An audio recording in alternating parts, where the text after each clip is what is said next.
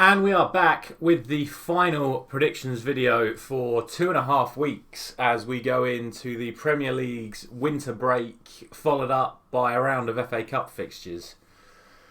It currently remains to be seen whether or not they're going to put any of the postponed fixtures in this 2-week break. It appears not, which surprises me considering the length of break teams have had due to postponements, but they're doing what they said they were going to do at the start of the season. We're having a 2-week winter break, then a round of FA Cup fixtures. So after this video, we will not be back until Tuesday, February the 8th. The only real news story in the footballing world this week is the Carabao Cup semi-final, second leg, Arsenal and Liverpool. A game which, for the first 25 minutes, was very entertaining. Arsenal were on top, creating chances. Liverpool looked dangerous on the break. But a calamity of errors from Arsenal led Diogo Jota to get the opening goal, and from that point on it was quite a boring game. Thomas Partey eventually got sent off, meaning that now, since Arteta took over at Arsenal have had double the amount of red cards of any other team, which is quite a staggering stat. But that is the Carabao Cup. We're here for the Premier League, so let's get into part 2 of the results for Game Week 22. And then we'll move on to the Game Week 23 predictions. And here we go. So, obviously, there are only 3 fixtures in the end for Game Week 22, with the postponement of Burnley and Watford. Those were my predictions. These were the scores. And we start with Brighton and Chelsea, and I have to be honest, I am annoyed at myself with this one. If you would have watched the video at the start of the week, you'd have seen that I was very, very, very close to going for the 1-1 draw, especially considering the amount of draws Brighton are getting at the moment and the form Chelsea are in. But I still felt Chelsea should be winning that fixture, and that is the reason I went for 2-1. And I've paid the price. Fair play to Brighton. They played very, very well. Well merited of the 1-1 draw. And that is the end of that. Now, for the most dramatic game of the 3. I obviously predicted 2-2, and going into the 95th minute, I would have received no points because Leicester were going to win 2-1. In the 96th minute, I'd have got 3 points because it was 2-2, and in the 97th minute, Tottenham had won 3-2. Fair play to Steven Bergwijn. Has he saved his career at Spurs? It looked like he was going to be moving back to the Eredivisie with Ajax, but those sort of moments make or break a career, and it'll be interesting to see if he starts at the weekend. I actually would be surprised if he does. I don't think Conte sees him as a starter, but after that, maybe he does deserve it. But what a bonkers 5 minutes that was at the end of that game. 3-2 Tottenham win, and unfortunately I end up with no points, even though I was seconds away from 3 points. One fixture I will be getting 3 points for, though, is Manchester United-Brentford. Happy, of course, as a Manchester United fan, that we got the win. I wasn't best pleased with the performance, I'm not going to lie. As Thomas Frank will tell you, Brentford battered us for the first half.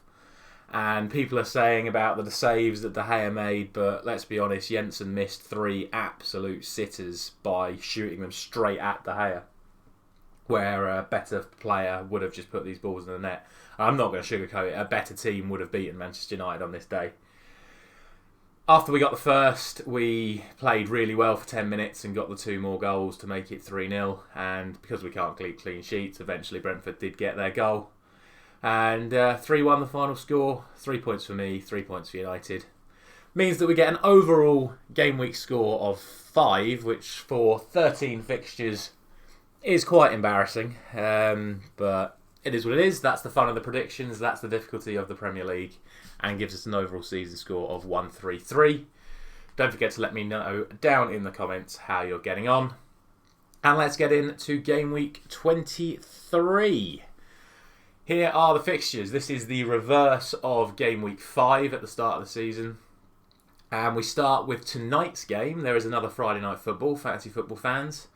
And it is Watford and Norwich, a game that Watford won pretty comfortably in the reverse fixture, and I don't think it will be comfortable tonight, but I can only see a Watford win. I am going to go for 2-1. I'm going to show a little bit more respect to Norwich after the performance against Everton. Granted, Everton were awful, but I'm going to give Norwich a goal. I probably wouldn't have done before that Everton result. And also, Watford are still yet to keep a clean sheet this season. So, you have to give Norwich a goal tonight. But I'm going to go for a 2-1 Watford win.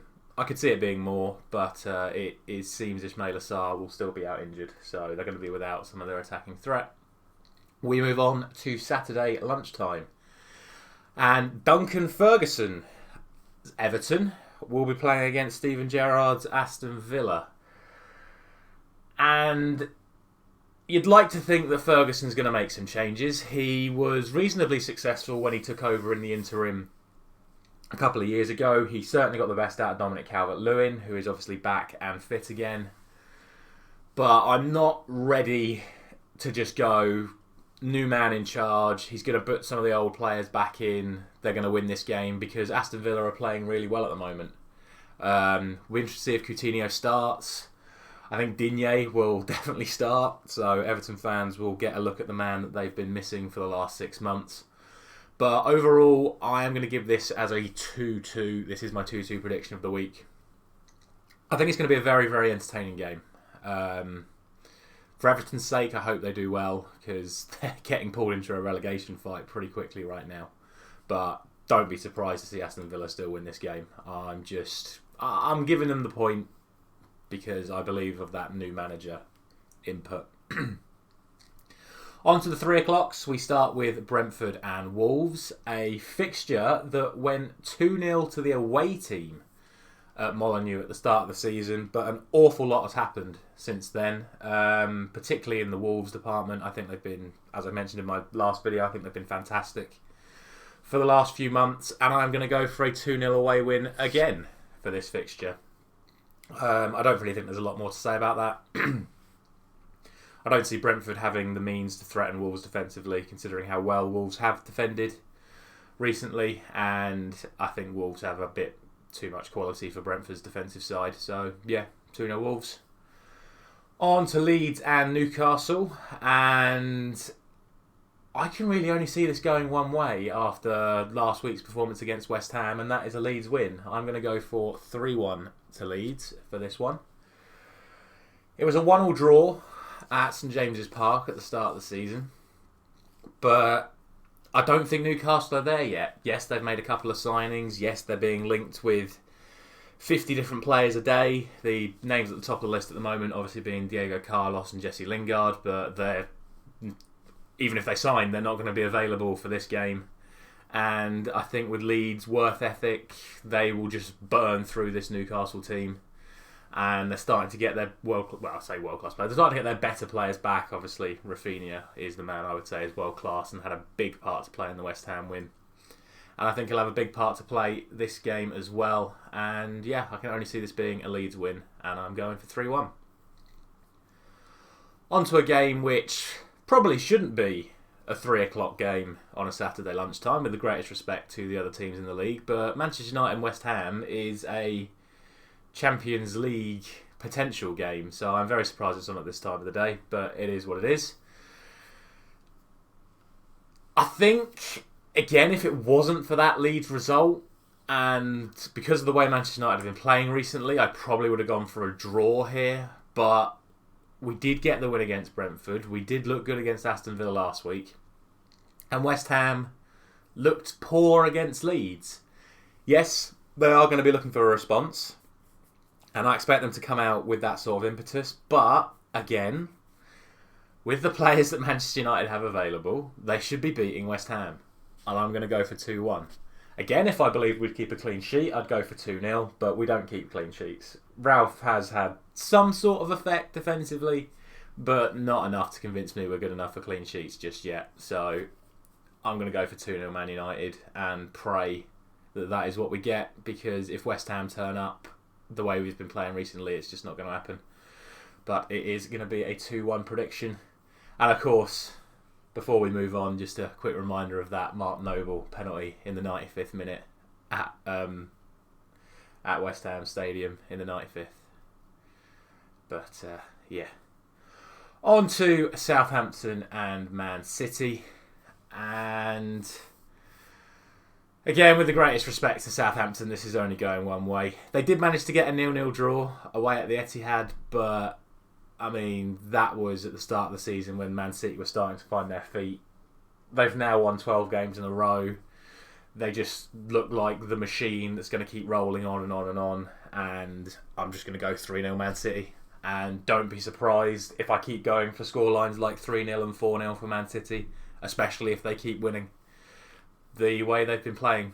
So, not really a lot more to say about that. I thoroughly expect that to be an easy win for them. On to 4 games on Sunday. Well, we think 4 games on Sunday, because we're starting with Arsenal and Burnley, and considering Burnley have had 5 games called off already, and they've already put in a petition to have this game called off as well, it remains to be seen if this will go ahead. I think it should. A lot of people joking online last night that after Partey got sent off, Arsenal were going to try and get this game called off as well. But if you saw Arsenal's squad last night, they are more than ready to play this game. And given the amount of pressure being put on the Premier League right now, I would be very surprised if they did call this game off. But you never know. Let's assume the game is going to go ahead. I expect Arsenal to win this game, but given the way they played last night, I'm going to go 2-1. Maybe that's a bit unfair to Arsenal, but I thought they'd been playing really, really well over the last couple of months, but it's like all that momentum got sucked out of them the moment Liverpool scored, and if that mentality's still leaking there on Sunday, then Burnley, despite their depletions, will still give them half a game, and you can't afford that in the Premier League. Of course, if Arsenal play the way they have been playing the last couple of months, they'll win this quite comfortably 3 or 4-0. But I'm just playing on the side of caution here. I'm going to go 2-1 to Arsenal. On to Crystal Palace and Liverpool. Again, with the greatest respect to Crystal Palace, you can only really see this going one way. As always, they will be fully up for it at Selhurst Park. The Crystal Palace fans are the most mental fans in the division, but I seem to remember this fixture being 7-0 to Liverpool last season away. Granted, they're not going to have Salah and Mane available, but the way they played last night, there'll be too much for Crystal Palace, and I'm going to go for a 2-0 Liverpool win. So we move on to Leicester and Brighton. Another game that's very tough to call. As always, Brighton fixtures are incredibly tough to call. They are the draw specialists. I'm not going to say I'm bottling a 1-1 draw again here, because I would expect Leicester to win at home to Brighton. So I am going to go for 2-1 to Leicester. For 94 minutes, I'd say held their own against Tottenham. Tottenham were definitely the better team all game, and Tottenham definitely deserved to win. But to get to the 95th minute at 2-1 shows that Leicester were more than in the game. But yeah, they should be beating Brighton at home. So 2-1 Leicester, I feel, is a fair prediction. And finally, we have Chelsea and Tottenham. Another game which I think is going to be thoroughly, thoroughly entertaining. I always call it White Hart Lane. It's the new Tottenham Stadium that's built on White Hart Lane. It was 3-0 to Chelsea, but that was a much different time. That was when Chelsea were getting their season off to a flyer, and Tottenham were having a reasonably poor start. They won their first few games and Nuno got manager of the month, but this was sort of like the first indication that it wasn't really going to work out for Nuno. Now they've got Conte in charge. He'll be going back to Stamford Bridge. Yes, they lost both times in the Carabao Cup over the last couple of weeks, but off the lift they got at the end of that Leicester game, I can see them going and getting a result here. So I'm going to make this my second 2-2 prediction of the week as I lose my mouse momentarily. Yeah, it'll be interesting. It'll be very, very interesting because Chelsea were very comfortable in the two Carabao Cup games, but I don't know. I've just got this feeling Spurs are going to come out all guns blazing for this, and with Chelsea only winning one of their last 7 Premier League games, it would not surprise me to see Tottenham get the result, potentially even Tottenham getting the win. And that will conclude my Game Week 23 predictions. Drop a like if you enjoy this series. As I said, we're going to be going away for 2.5 weeks as we take this winter break. If postponed fixtures do get plopped in at some point over the next couple of weeks, I will of course make a Game Week 23 Part 2. But if not, I will see you on the 8th of February. Thank you very much for watching.